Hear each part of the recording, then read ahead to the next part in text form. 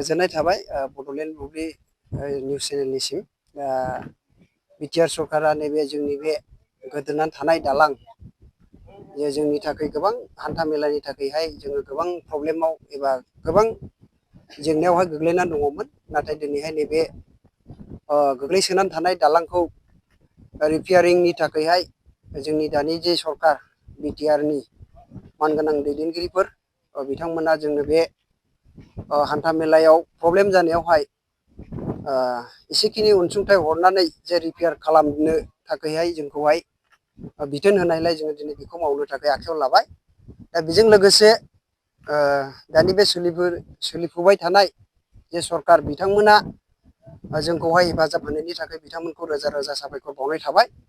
आरो बेजों लोगोसे बिथांमोननिसिम आङो बेखौनो आपिल खालामो, जोंनि बे दालाङा गोबां थांलाय फैलायनि थाखायहाय जोङो प्रब्लेमाव बोसोरे बोसोरे जों गोग्लैनानै दङ।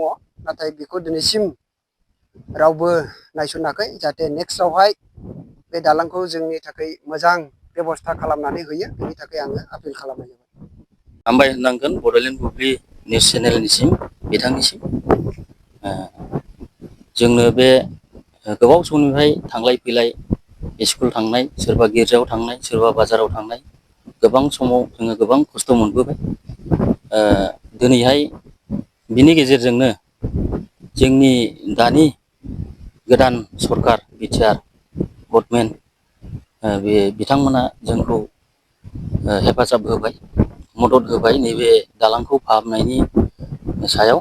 बिनि थाखाय बिटिआर सरकार आरो प्रमद बर' सार बिथांनिसिम जोबनो गैयै धन्यबाद होयो।